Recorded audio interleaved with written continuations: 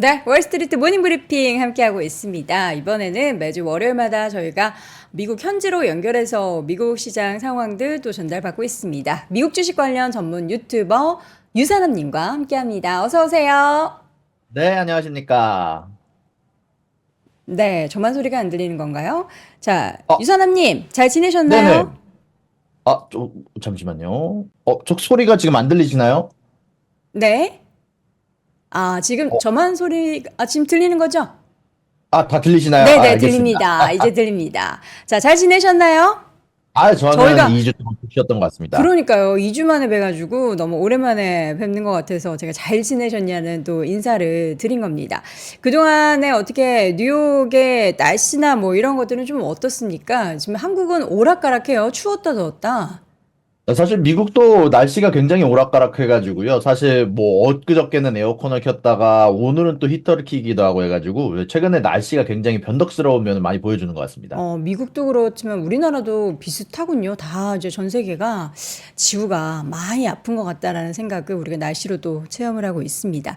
자, 그렇다면 이제 지난주에 저희가 확인했었던 지지난주라고 볼 수 있을까요? 요거 한번 주요 키워드들 내용 한번 쭉 보고 점검해 볼 부분들 확인 한번 해볼까요? 네, 일단 지난주 같은 경우는 이제 제가 제 유튜브에서 따로 이제 주요 키워드를 선정을 했었고요. 그래서 네네. 간단하게 네 가지 정도에 대해서 좀 얘기를 해보려고 하는데, 사실 노동 지표가 최근 들어서 굉장히 많이 약화된 모습들이 나오고 있는데, 그에 따라서 10년물 금리가 급락하는 모습이 나왔고요. 그리고 네타냐후의 라파 공격에 대해서는 미국에서 무기에 대한 공급 중단, 그리고 중국 쪽이 요즘 굉장히 이제 투자 심리가 좋은데, 이 부분에 대해서 조금 이따가 더 알아보도록 하고요. 그리고 마지막으로는 유틸리티주의 급등 이렇게 네 가지의 주요 키워드를 골랐었는데요. 일단 첫 번째 10년물 금리가 최근 들어서 굉장히 빠른 속도로 내려왔습니다. 이제 4.7 언저리까지 올라갔던 10년물 금리가 최근 들어서 고용시장 둔화가 나오고 그리고 요즘 EU 쪽에서도 금리 인하에 대해서 긍정적으로 보는 발언, 이제 곧 금리 인하를 할 것 같다라는 발언을 하기도 했었고 스웨덴에선 이미 금리 인하를 진행을 했고 캐나다 쪽에서도 추가적으로 금리 인하가 빨리 나올 가능성을 언급을 하기도 했었어서 이런 부분들 관련해서 지속적으로 미국의 10년물 금리가 계속 내려오고 있는 모습들을 보여주고 있는데요. 이런 부분들 아마 조금 염두에 두시고 앞으로 투자 관련해서 좀 몇 가지 이야기를 할 텐데 보시면 좀 재밌을 것 같고요. 그리고 두 번째로는 항생지수. 항생지수가 최근 들어서 한 달간 14%가량 오, 올랐습니다. 네. 맞습니다. 정말 많이 음. 올랐거든요. 예, 사실 이런 부분들이 최근 들어서 중국산 부동산 부양책에 관련된 부분이나 중국에서 소비가 살아나고 있다라는 지표가 사실 몇 가지가 나오고 있어가지고 이런 부분들 관련해서 중국 쪽 지표가 크게 많이 오르고 있는데 이따가 제가 이번 주 키워드로 안 그래도 이제 중국 쪽 키워드를 좀 골랐어가지고 조금 이따가 한번 더 리뷰를 해보도록 하겠습니다.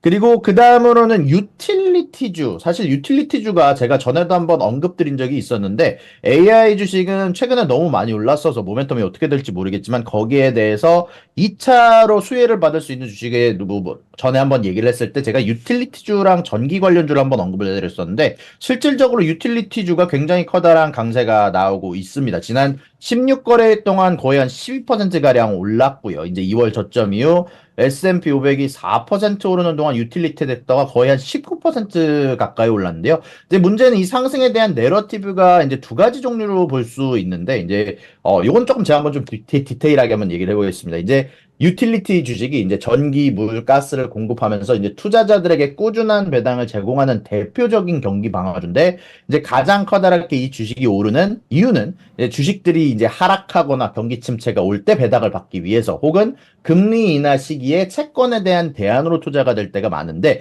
최근 들어서 금리 인하에 대한 기대감이 굉장히 많지 않습니까? 그래서 이런 부분들에 대해서 상승하고 있는 이유에 대해서 사실 파이퍼 샌들러나 이제 여기에 대해서 찰스 슈왑도 의견을 좀 내긴 했는데 네. 일단 파이퍼 샌들러 같은 경우는 유틸리티 업종이 지금 상승하는 이유가 음. 방어적 시장 변화다. 경기 침체에 대한 음.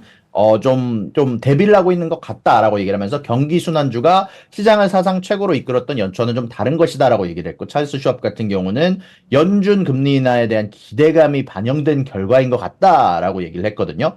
근데 개인적으로 생각했을 때 이 내러티브만 만약에 생각을 한다면 사실 이 내러티브만으로는 사실 매력적으로 유틸리티주가 유지되기는 좀 어려워 보이거든요. 사실 금리 인하 시기에 대해서는 지속적으로 미국 내에서는 뒤로 밀리고 있는 상황이라서 아무래도 다른 국가들에서 금리 인하에 대한 경고가 나오긴 했지만 만약에 10년물의 금리가 지속적으로 안 내려가는 모습을 보이고 이제 연착륙에 가까운 모습을 보이게 된다면 사실 이 둘의 의견 같은 경우는 사실 매력적인 내러티브가 아니게 이제 된다라고 생각이 드는데 사실 그럼에도 불구하고 이 두 개의 내러티브 말고 사실 우리가 생각해 볼 만한 내러티브는 하나가 더 있습니다. 제가 전부터 몇 번 얘기를 해드렸던 데이터 센터에 관련된 전기 수요의 상승으로 유틸리티에 대한 투자가 좀 늘어나고 있다라는 얘기인데 최근 들어서 콘스텔레이션 에너지나 이제 비스트라 같은 경우는요 배당금이 1% 아래거든요. 사실 아까 말씀드렸던 유틸리티 ETF들은 거의 한 4%, 3%의 ETF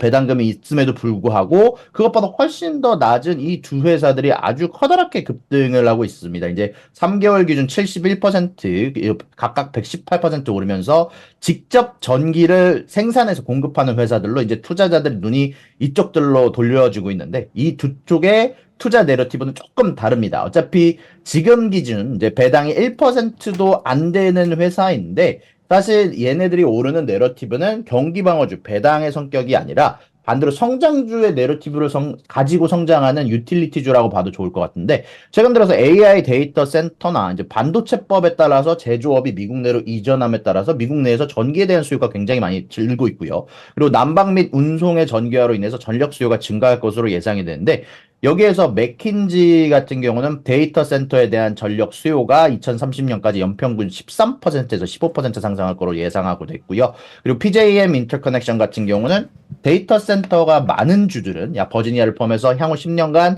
전력 수요가 2.4% 증가할 것으로 예상이 된다라고 얘기가 나오고 있거든요.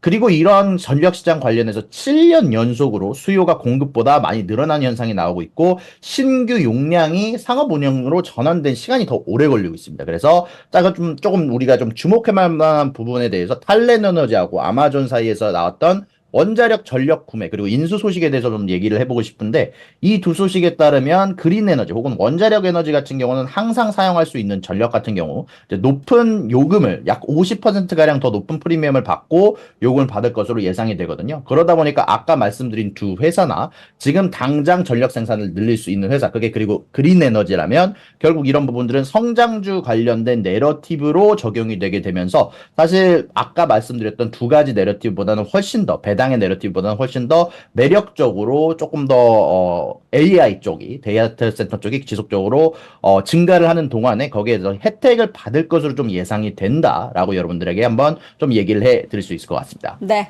지난주에 또 정리를 해주셨던 내용들 잘 요약을 들어봤고요. 이제 이번 주의 주요 키워드를 보니까 크게 네 가지로 정리를 하셨어요. 저희가 하나씩 좀 열어볼까요? 네, 맞습니다. 일단 아까 말씀드린 것처럼 중국 쪽이 사실 굉장히 커다랗게 꿈틀꿈틀거리고 있습니다. 특히 소비 네. 지표가 굉장히 많이 움직이고 있는데요. 그리고 요거에 대해서는 이제 좀 이따 더 알려드리고 이제 미국산 전기 아니 저 박종원 팀장님이 다뤄주셨지만 네. 중국산 전기차 혹은 태양광 패널, 광물에 대해서 관세 장벽을 세울 거다라는 얘기가 많이 나오고 있습니다. 이미 어느 정도 다뤄주셨지만 조금 더 다뤄보도록 할 예정이고요. 그리고 CPI와 PPI를 포함한 소비자와 생산자 인플레이션 지표가 나오게 되게 되고 그리고 그 이후에 카시카리, 보우만, 월러, 보스틱 등 연준 위원들의 연설이 이어질 예정이라서 간단하게 이 네 가지를 이번 주 주요 키워드로 담아봤습니다. 네, 그러면 중국 쪽 이야기부터 좀 한번 쭉 정리를 해보도록 하겠습니다. 요새 중국도 그렇고 홍콩도 그렇고 그쪽 분위기가 이제 좋아지나 싶었는데 이제 믿어도 되나라는 그런 생각까지 들게 합니다. 네, 맞습니다. 딱 말씀 주신 것처럼 여러 가지 복합된 지표들이 좀 나오고 있습니다. 네. 사실, 저번 주 금요일 날 이제 기준으로 나왔던 지표 중에 하나가 중국의 소비자 물가 지수와 생산자 물가 지수, 그리고 신규 대출 지수인데요. 이번 주에도 쭉 이어져서 여러 가지 지표들이 나오게 되게 될 텐데, 일단 소비자 물가 지수는 석 달 연속 상승이 나왔습니다. 다만 생산자 물가 지수는 19개월 연속 마이너스가 나왔는데요. 그래도 소비자 물가 지수가 상승하고 있다는 얘기는 추가적으로 계속 나오고 있던 침체에 대한 우려, 일본처럼 장기 디플레이에 대한 우려는 조금 접어둘 수 있다라는 얘기가 많이 나오고 있는데 그 대신 그것보다는 조금 못한 지표가 신규 대출에서 좀 나왔거든요. 예상치를 아주 크게 하회하는 신규 대출 지표가 나왔는데 간단하게 얘기하면 사람들이 돈을 덜 빌리고 있다는 얘기죠. 그런 부분들이 좀 섞여서 좀 여러 가지 이야기가 나오다 보니까 아직까지 중국 관련해서 회복이 100% 나오고 있다라고 얘기할 수는 없지만 최근 네. 들어서 나오는 모멘텀이 계속 강해짐에 따라서 아무래도 중국 쪽에서 소비 시장이 올라가는 만큼 중국 쪽에서 여러 소비재들을 파는 회사들 입장에서는 이런 소식들이 조금 환영할 만한 소식이다라고 여러분들에게 알려드릴 수 있을 것 같고요. 네. 그리고 이런 부분들 관련해서 이번 주 내내 중국 쪽에서 여러 지표들이 계속 나오게 되게 됩니다. 특히 목요일 날 같은 경우는 중국에서 산업 생산 실직률 그리고 고정자산 투자 이런 지표들이 나오게 되게 되는데 직접적으로 결국 중국의 인플레와 미국의 인플레는 연동되어 있고 중국에서 판매는 사실 여러 미국 기업들에게 굉장히 중요하게 되거든요. 특히 스타벅스 같은 경우는 이번 어닝이 망했던 이유가 사실 중국 쪽의 매출 하락이 좀 있었어서 이런 부분들 지속적으로 아마 지켜볼 필요가 좀 있어 보입니다. 이어서는 이제 중국 이야기를 또 할 텐데, 미국 쪽에서 이제 중국의 전기차뿐만 아니라 다양한 부분에 있어서 관세를 엄청나게 올린 것 같아요. 근데 지금 이렇게 견제를 해도 과연 중국의 제품들을 미국 국민들이 사지 않을 것인가? 그것도 참 생각해 볼 문제인 것 같은데, 어떤 쪽에 있어서의 관세를 가장 많이 올렸습니까? 사실 이미 팀장님이 얘기해 주셨지만 가장 많이 오른 곳은 역시 전기차입니다. 이제 25%에서 100%까지 늘리기로 했고 중국산 기술이나 부품 그리고 커넥티드카 자체도 금지를 한다라고 얘기를 하면서 사실 한국 쪽에서도 많이 타격을 입을 수 있을 만한 이제 여러 가지 관세 관련된 부분들을 이제 적용을 한다라고 얘기가 나오고 있거든요. 이런 부분들 관련해서 중국 37개의 기업 기관에 대해서 수출 통제를 지정하기도 했고 최근 나왔던 뉴스 중에 하나가 AI, 챗GPT가 가지고 있는 AI 기술도 중국에 수출하는 걸 막겠다라고 얘기가 많이 나오고 있기 때문에 미중 사이에서 지속적으로 갈등이 좀 올라가는 모습들이 보여지고 있고 그리고 그런 일환으로 중국 때리기가 관세 인상으로 이어지게 되면서 트럼프 쪽에서도 이제 바이든 쪽에서도 이런 내러티브가 계속 유지가 되고 있다는 점 한번 좀 지목해 볼 만한 것 같습니다. 네. 미국에서 이렇게 중국의 관세를 좀 많이 올리면은 결국엔 또 미중 간의 무역 전쟁에 대한 이슈가 커질 거고, 이건 어떻게 보면은 약간 바이든이 대선을 좀 겨냥해서 이러한 결정을 내리지 않았나라는 그런 생각도 좀 드네요. 네, 맞습니다. 아무래도 바이든 쪽에서도 사실 미국 내 국민들이 가지고 있는 특히 아무래도 노동자들이 가지고 있는 중국에 네. 대한 적대감이 좀 강하다 보니까 양쪽에서 좀 얻어맞는 모습들이 좀 나오고 있는 것 같습니다. 자, 이어서는 최근에 이제 그 여러 가지 연준 위원들의 발언이 계속해서 시장에 전해지고 있는데, 주말 사이에서도 뭐 닐 카시카리 이름도 어려워요. 그리고 그 오스탄 굴스비 이 두 분이 함께 합동 뭐 인터뷰를 통해서도 이야기를 했고, 여러 가지 발언들을 보면은 시장이 안 좋아할 만한 데이터들도 좀 나오고 있죠. 일단은 최근에 나왔던 데이터들, 아무래도 노동시장에 관련된 데이터들이 이제 연준 위원들이 선호하는 조금 더 완화되는 데이터가 나왔기 때문에 사실 조금 이런 부분들 관련해서 긍정적인 모습이 좀 많이 나오고 있는데 사실 이런 부분들 관련해서는 그래도 조금 생각해 볼 만한 부분들이 노동지표들을 좀 디테일하게 봤을 때는 사실 전달과 그렇게까지 많은 변화가 있었던 건 아니고 이건 좀 개인적인 의견입니다. 제가 디테일하게 좀 분석을 해봤는데 일단은 임금 상승률은 좀 꺾여가고 있는 모습들이 나오고 있지만 여전히 뭐 실업률이나 사람들의 해고가 크게 늘어나고 있지는 않거든요. 그래서 이런 부분들은 조금 아마 한두 달 정도는 조금 더 실업 지표를 좀 봐야 될 것 같고 사실 그것보다 이번 주에 가장 중요한 스케줄은 아무래도 인플레이션 지표 아니겠습니까? 그래서 이런 인플레이션 지표 관련해서 나오게 되게 되는데 개인적으로 생각했을 때 이게 이번 주에 후반기에 나오게 될 연준 위원들의 발언까지 바로 이어져서 나오게 되게 되거든요. 그래서 이번 CPI가 그렇게 좀 더 중요하다라고 얘기를 좀 해드릴 수 있을 것 같은데 개인적으로 이런 CPI 관련해서 제가 여러 가지 미국 내 자료들을 조사해서 한번 여러분들에게 간단하게 CPI를 예상할 때 도움이 될 수 있는 자료들을 여러분들에게 하나씩 하나씩 가져와 봤습니다. 일단 뭐 이런 부분들 관련해서 연준 쪽에서 이제 기대하는 예상치가 있거든요. 이제 연준의 컨센서스 같은 경우는 한 달 기준으로 CPI가 0.41%, 코어 CPI가 0.31%가 될 것으로 예상이 되고 있고 1년 기준으로는 3.5%, 3.65%로 예상이 되어 있는데 월가의 컨센서스도 그렇게 크게 다르지는 않습니다. 이제 한 달 기준으로는 CPI가 0.4%, 코어 CPI가 0.3%, 1년 기준으로 3.4에 3.6이라는 굉장히 높은 수치로 예상이 되어 있고요. 사실 톱니 같은 경우도 저번에 얘기를 했던 많이 CPI가 0.3 정도로만 나오면 나쁘지 않을 것 같다라고 했는데 지금 예상치 자체가 그거보다는 조금 높은 상황이거든요. 그리고 저번 달 나왔던 CPI를 간단하게 짚고 넘어가게 되면은 사실 여태까지 CPI가 높았음에도 불구하고 시장이 좋은 모습을 유지했던 이유 중 하나는 그래도 굿즈 가격이 오르지 않고 있다라는 점이 사실 많이 좀 어떻게 보면 CPI가 크게 안 올라가는데 많은 도움이 되긴 했지만 에너지 쪽에서 급등이 나오게 되면서 특히 지정학적 문제로 인해서 에너지 가격이 좀 많이 크게 내려가지는 않고 있는 상황인데 이런 부분들이 이번 달에도 좀 영향을 줄 것 같다라고 얘기를 할 수 있을 것 같습니다. 일단 간단하게 곡물 가격 같은 경우는요. 최근 들어서 WASD 리포트에서 나오기는 했지만 요즘 굉장히 높은 가격으로 밀 가격과 쌀 가격 그리고 옥수수 가격이 크게 올라가고 있습니다. 아무래도 말씀해주신 날씨 문제도 있고 최근에 일어났던 홍수 문제도 크게 영향을 줬다라고 생각이 드는데 일단 이런 부분들 관련해서 곡물들의 가격들은 전달에 비해서 아주 크게 올라가는 모습들이 좀 관찰이 좀 되고 있는 모습이고요. 그에 반해서 기호식품들 특히 코코아 가격이 4월 중에 최고점을 찍고 좀 내려가는 모습이 나오고 있긴 하지만 여전히 전달보다는 조금 높은 모습을 보여주고 있는 반면 설탕 가격 같은 경우나 오렌지 주스 가격 같은 경우는 전달과 비슷한 종류의 움직임을 보여줬거든요.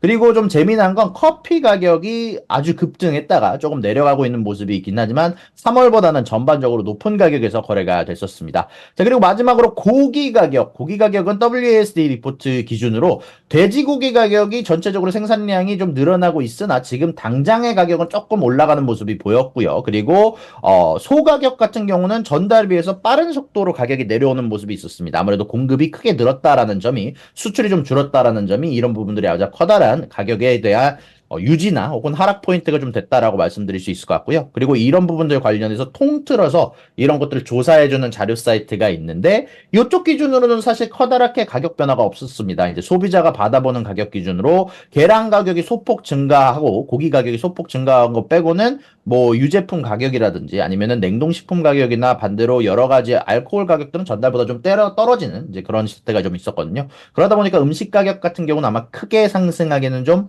어려울 것 같다라고 얘기를 해 드릴 수 있을 것 같고요. 그리고 아무래도 가장 중요한 건 에너지 가격 아니겠습니까? 최근 그쵸. 들어서 에너지 가격들이 맞습니다. 이 지정학적 이유로 인해 가지고 많이 상승을 했었는데 네. 사실 재미난 건 도매 가격 혹은 선물 가격 기준으로는 4월 이후로는 고점을 찍고 떨어지고 있습니다. 실질적으로 지금 음. 거래되는 유가 자체도 80달러 밑에서 거래가 되고 있는데 네. 문제는 소비자 가격 기준으로 CPI가 측정이 되는데 이 소비자 가격 기준으로는 전달에 비해서 좀 상대적으로 큰 폭으로 오른 상태입니다. 그래서 미국도 이번 달까지는 그렇군요. 아마 음. 네, 맞습니다. 음.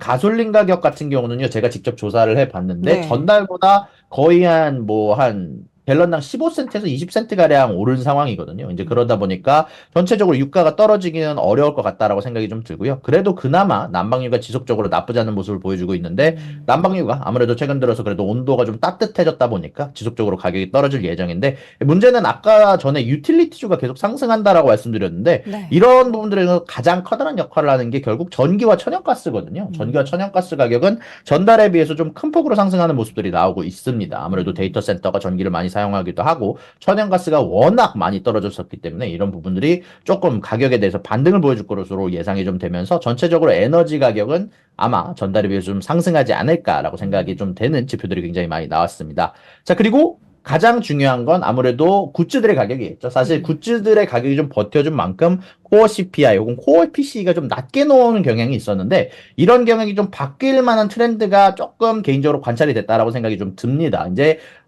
다행히 맨하임 인덱스 기준으로 도매 가격의 자동차 같은 경우는 이제 좀 크게 내려왔는데 재미난 거는 이게 카구루스라고 해서 소비자가 받는 가격 기준으로는 전달보다 중고차 가격이 좀 크게 올랐다라는 지표가 나왔거든요. 사실 많은 분들이 이제는 조금 까먹으실 것 같은데 사실 볼티모어 항이 한번 폐쇄가 되지 않았습니까? 이제 이런 그렇죠. 부분들 관련해서 다리 붕괴 때문에. 한번 배가 이제 다리에 부딪히는 바람에 볼티모어 항이 폐쇄가 됐고 음. 미국의 최대 자동차 수출입 관물이 좀 문제가 생겼다 보니까 여기에서 영향을 안 받을 수는 없다라고 생각이 좀 듭니다. 그래서 아마 그쵸. 중고차 가격이 좀 상승할 것으로 예상이 되는 가운데 안에서 ISM 지표에 한번 여러분들 조금 지목해 보고 싶은데 이 ISM 제조업 지표를 보시게 되면요 가격 지표가 전달에도 올랐지만 이번 달에도 크게 올랐습니다. 나왔습니다. 간단하게 어떤 물건을 생산하는데 원자재 가격이 크게 올랐다라고는 얘기거든요. 어떤 제품을 생산할 때 거기에 대한 가격 평가도 오르고 거기에 대한 만드는 가격 자체도 올랐다라고 얘기를 하는데 이 ISM 제조업 가격 지표가 60.9%를 기록하게 되면서 3월보다도 5%가량 늘었습니다. 이제 이게 8개월 연속으로 가격이 하락하다가 4개월째 다시 또 이제 원자재 가격이 상승하고 있음을 나타내고 있는데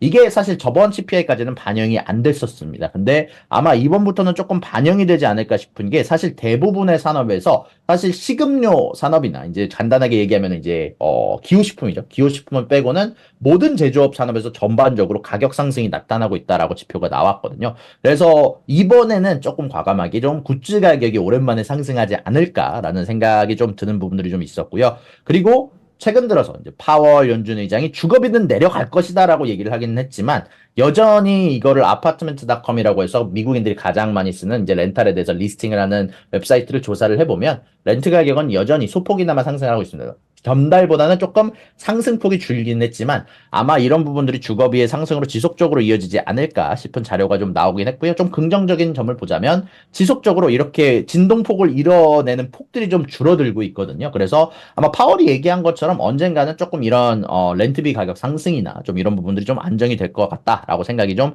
들기는 합니다. 그리고 좀 긍정적인 면을 마지막으로 좀 하나 보자면 서비스 쪽 인플레 지표가 사실 굉장히 크게 내려왔거든요. 이제 50 밑으로 떨어졌습니다. 특히 서비스 PMI 지표, 제조업 지수를 보시게 되면 49.4로 좀 내려온 부분들이 좀 있는데 결국 노동에 대한 수요가 그래도 약해지고 있다는 지표가 여러 군데서 나타나고 있거든요. 최근 실업률이 오른 것 혹은 최근 나왔던 실업자당 얼마만큼의 직장 창출이 되고 있느냐 이런 지표 같은 것도 생각보다 나쁘지 않게 나왔어서 이런 서비스 쪽 PMI가 좀 낮게 나온다는 것들을 반영을 해서 전체적인 운송비나 의료 서비스비는 조금 크게 안 오를 것 같다는 생각이 들면서 그럼에도 불구하고 주거비 상승이 가장 커다란 부분을 차지하게 되면서 서비스 지표는 전체적으로 상승에 가까운 모습을 보여줄 것으로 예상이 되는데 이렇게 간단하게 좀 더 정리를 해서 이제 시장의 컨센서스가 굉장히 높은 가운데 안에서 대부분의 품목에서 특히 코어 CPI가 여태까지 굿즈 가격들이 좀 내려오면서 잘 버텨줬는데 볼티모어 항구에 대한 무너짐과 최근 유가 상승으로 영향을 받은 제조업 지수가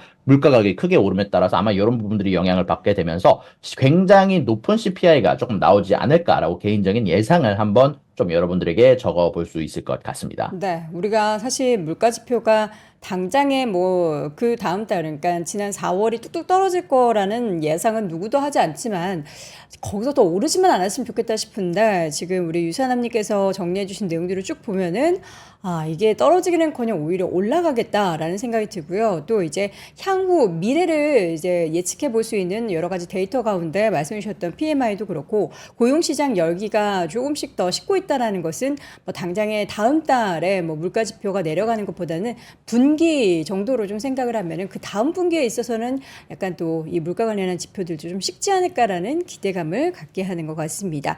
결국에는 우리가 원하는 금리 인하 같은 경우에는 이런 지표들이 또 잘 맞물려서 우리한테 보여줘야 되는데 그러한 시기는 다음 분기로 좀 넘겨야 될 것 같습니다. 자, 기업별 뉴스 지금 두 가지 정도를 가지고 오셨는데요. 소니와 테슬라입니다. 소니부터 먼저 좀 볼까요? 근데 사실 파라마운트 같은 경우는 최근에 원래 진행하고 있던 여러 가지 인수 협상이 좀 엎어짐에 따라서 소니가 이제는 이런 부분들 관련해서 진입을 하게 되게 됩니다. 이런 부분들이 사실 소니와 파라마운트 가격에 아주 크게 영향을 줄 수 있다 보니까 이번 주에 어떤 식으로 진행이 되게 되는지 아무래도 좀 주목할 필요가 있습니다. 특히 파라마운트를 인수하려는 기업들이 굉장히 많기 때문에 요거는 조금 개인적으로 한번 지목해서 볼 필요가 있다라고 생각이 좀 들고요. 그리고 테슬라 같은 경우는 저번 주에 나온 소식입니다. 이제 로이터에서 나온 소식이라 이게 만약에 신빙성이 없다 뭐 이런 얘기도 많이 나오고 있지만 결국 FSD에 대한 조사가 들어가는 것 자체는 사실이다라는 얘기가 많거든요. 이제 FSD가 전체적으로 좀 과대 광고를 했다라는 얘기가 나오고 있는데 여기에 대해서 후속 보도나 혹은 이런 부분들에 대해서 조사 조치가 어떻게 진행되는지는 아무래도 우리가 집중해서 테슬라 주주분들이라시면 아마 볼 필요가 있어 보입니다. 여기에다 플러스 알파로 테슬라가 지금 FSD가 만약에 이게 과대 포장이 되어 있다라고 만약에 결론이 나게 된다면 사실 테슬라가 최근에 올라온 데는 중국 쪽에서 나오게 된 FSD의 승인 가능성이 가장 커다란 플러스 포인트가 됐는데 반대로 이런 소식으로 인해서 미국 내에서 좀 타격을 받게 된다면 조금 더 주가에 커다란 타격이 있을 수도 있다라는 점 조금 한번 여러분들이 집중하고 보셔야 될 부분이 좀 있을 것 같습니다. 네, 또 이번 주에 실적 발표 우리가 이제 데일리 스케줄을 통해서 어떤 기업들을 좀 주목을 하고 있는지 해야 하는지를 또 하나씩 정리를 좀 해보도록 하겠습니다. 이번 주에는 어떤 기업들 주로 한번 좀 체크를 해볼까요?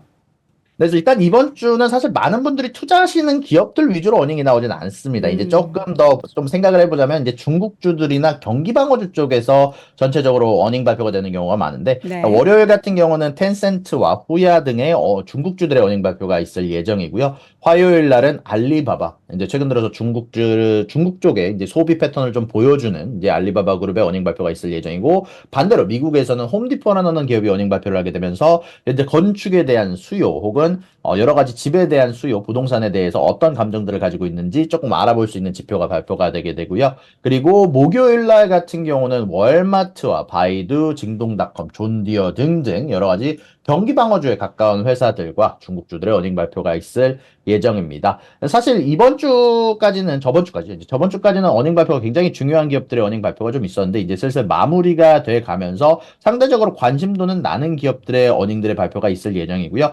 다만 아직까지는 엔비디아 어닝이 사실 조금 예정이 되어 있다 보니까 그 어닝이 나오기 전까지는 아직까지는 조금 좀 손을 놓을 수는 없는 어닝 발표들이다라고 생각이 좀 드는 부분들이 좀 있었던 것 같습니다. 네, 엔비디아 실적 발표가 다음 주 22일에 예정돼 있죠?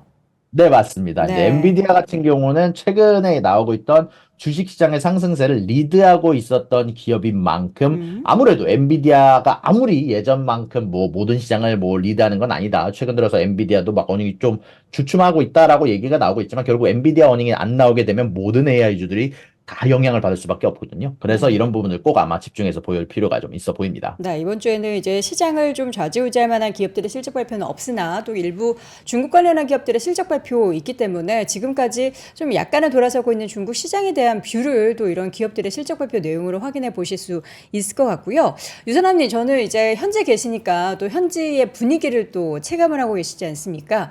우리나라 같은 경우에는 최근에 그 약간 경기가 좀 녹록지 않구나, 좀 침체되고 있구나라는 시그널을 자영업자들의 폐업이 좀 많이 늘어나고 있다라는 부분으로 체감을 하고 있는데 미국은 실제로 좀 어떻습니까? 좀 먹고 살기 팍팍하다. 이 정도로 넘어서 실제로 뭐 어떠한 이런 좀 볼만한 혹은 이제 체감할 만한 이런 내용들, 경기에 대한 내용들이 좀 나오고 있습니까? 일단은 뭐 저는 사실 뭐 일단 제가 개인적으로 좀 그렇게 느끼지는 않는데 뭐 최근 들어서 물가가 뭐 저 같은 경우는 좀 크게 올랐다라는 생각은 좀 안 들고 오른 상태에서 빠지진 않는구나라는 생각이 좀 들고 있는데 해고가 늘어나지는 않고 있는데 근데 다만 직장을 찾는 게 좀 어려워지고 있어요. 이제 아까 이게 사실 노동지표에 관련해서도 제가 저번 주에 뭐 제 유튜브에서는 리뷰를 했었는데 이게 좀 재미난 게 직장 창출이 줄어드는 거지 해고가 늘어나지는 않고 있거든요. 이제 노동시장이 완화가 된다라는 게 막 갑작스럽게 노동 수요가 줄어서 사람들이 잘리는 게 아니라 아주 점차적 단계적으로 일단은 노동에 대한 수요 자체 이제 전체적으로 사람을 구하는 것 자체가 줄어들고 있는 거라서 이런 부분들 관련해서 연착륙을 할 거다라는 시선이 일단 가장 미국의 애널리스트라에서 가장 많이 일어나고 있고요. 일단 그럼에도 불구하고 좀 전체적으로 요즘 좀 뭐랄까요? 좀 전체적으로 AI 관련돼서 조금 고학력자 혹은 고연봉 군들이 조금 위협을 받는다라는 얘기가 좀 나오고 있는데 지금 위협이요? 당장 네, 아무래도 뭐 AI가 대체할 수 있는 기업이 사실 사람들이 생각하는 것처럼 아예 뭐 단순 노동이 아닙니다. 이미 단순 노동은 어느 정도 뭐 기계화로 뭐 산업화나 로봇 공장들로 인해서 많이 좀 대체가 되고 있는데 그것보다는 조금 더 뭐 애니메이터들 아니면은 전체적으로 뭐 일러스트레이터들 조금 더 고연봉군으로 받는 사람들이 조금 더 위협을 받고 있다는 얘기가 좀 되고 있거든요. 특히 약사가 이제 많이 위협을 받는다라고 얘기가 나오고 있는데 이런 부분들은 아무래도 조금 더, 뭐 앞으로 이제 직장을 고르실 분들에게 영향을 줄 만한 뉴스고, 지금 당장 주식시장에 영향을 줄 만한 뉴스까지는 아니라고 생각이 좀 드네요. 네, 이 직업들, 그러니까 신규 창출되는 직업이 없다라는 것은 결국에는 지금은 좀 뜨거워서 여전히 유지되고 있는 고용 관련 데이터가 사실 최근에 좀 꺾이고 나서 추가적으로 더 꺾이게 되면은 결국 물가가 지금까지 이렇게 높았던 물가를 저절로 좀 쉽게 만드는 그러한 상황이 연출될 거라는 건데 이게 사실 언제 그 데이터로 반영이 될지가 관건이 아닙니까? 보통 뭐 분기나 뭐 6개월 뭐 이런 기준이 혹시 있을까요? 일단은 뭐 노동시장에 대한 지표를 지금 보시게 되면 지금 당장 뭐 3.9%의 실업률이 나오게 되면서 사람들이 좀 올랐다라고 해서 여기에서 투자에 관련해서 굉장히 좋은 모멘텀들을 일으키고 있는데 사실 디테일한 지표를 보게 되면은 최근 4개월, 5개월간 변화가 없거든요. 그러다 보니까 지금 당장 실업률이 급등할 거다라는 생각은 조금 넣어두는 게 좋을 것 같고 만약에 실업률이 급등하는 시점이 오게 된다면 연준이 대놓고 우리가 금리 인하를 하겠다라고 얘기를 하는 만큼 아무래도 연준 쪽에서도 금리 인하를 좀 뒤로 생각하고 있는 만큼 실업률이 오를 거다라고 생각하지는 않는 것 같아요. 그래서 아마 뭐 노동시장이 지금 당장 둔화가 되더라도 경기 침체 이런 쪽으로 생각하기보다는 아무래도 한 만약에 그런 일이 일어나게 된다면 사실 아마 한 최소한 4, 5개월 정도가 지난 뒤가 되지 않을까라고 생각이 좀 들게 되네요. 사실 지금 여러 가지 상황들이 어떻게 보면 좀 아슬아슬하고 뭔가를 하나씩 더 확인해야 되는 그러한 데이터들이 나오고 있는데 증시 같은 경우에는 이게 빠졌다가 다시 반등을 하는 것도 굉장히 또 드라마틱했고 그리고 나서의 조정이 깊게 나오지 않는 걸 보면은 미국 시장이 참 강하구나라는 생각을 다시 한번 하게 되는데 우리 유선남님께서 보시는 미국 시장 앞으로 이제 뭐 세린메이라고 하는데 이게 세린메이는 이미 지난 것 같고 5월 시장이나 그 향후의 그 하반기에 대해서는 좀 긍정적으로 보시나요? 일단 저 같은 경우는 워낙 그 미국 경제가 강하다 보니까 네. 아무래도 연착륙을 할 거다라고 생각하는 편이라서 지금보다 뭐 단기적으로 사실 5월에 셀린 메이가 나오는 이유가 뭐 여러 가지가 있긴 하지만 뭐 셀린 메이가 나오더라도 지금 당장 뭐 주식을 팔아라 이거보다는 아무래도 좀 갖고 있다 보면은 사실 이번에 뭐 유럽 쪽에서 금리 인하에 대한 기대감이 올라오면서 유럽 증시가 지속적으로 크게 올랐거든요. 결국 미국에서도 이 소식이 나오게 됐을 때 뭐 상황에 따라서 달라질 수는 있지만 금리 인하에 대한 기대감이 올라가게 된다면 이런 부분들이 결국 주식장에 긍정적 호재로 나올 거라고 생각이 좀 드는데 일단 이번 달까지는 CPI가 높을 것 같아서 아마 다다음 달 정도부터 조금 기대를 해볼 수도 있을 것 같아서 지금 당장은 조금 뭐 만약에라도 좀 내려가게 된다면 차라리 킵하고 있는 게 좀 낫지 않을까라고 생각이 좀 들게 되네요. 네, 알겠습니다. 지금 뒤에 보이는 배경이 딱 그 월가의 배경인데, 아, 제가 10년 전에 뉴욕 가보고 안 가봤는데, 저희 실제로 한번 또 올해 가보고 싶네요. 자, 이렇게 해서 오늘 매주 월요일마다 또 뉴욕 현지 분위기 전해주시는 미국 주식 전문 유튜버 유산남님과 함께 이야기 나눠봤습니다. 오늘 말씀 고맙습니다. 수고하셨습니다. 자, 이렇게 해서 오늘 월스트리트 모닝 브리핑 함께 하셨고요. 월요일입니다. 월요일 시장에 있어서 사실 주말 사이에 뭐 방향성을 짚어볼 만한 내용들은 없는데 국내 시장은 다시 한번 좀 달리고 있는 그런 분위기가 지난주부터 연출되고 있죠. 오늘도 국장이 빨갛게 물들기 바라보도록 하겠고요. 저는 내일 오전 6시에 다시 돌아오도록 하겠습니다. 여러분, 오늘도 고맙습니다. 박근영, 이선영, 사경인, 염승환 투자 마스터들의 세심한 케어로 건강한 투자 습관을 만드세요. 3프로 멤버십 3프로 앱에서 확인하세요.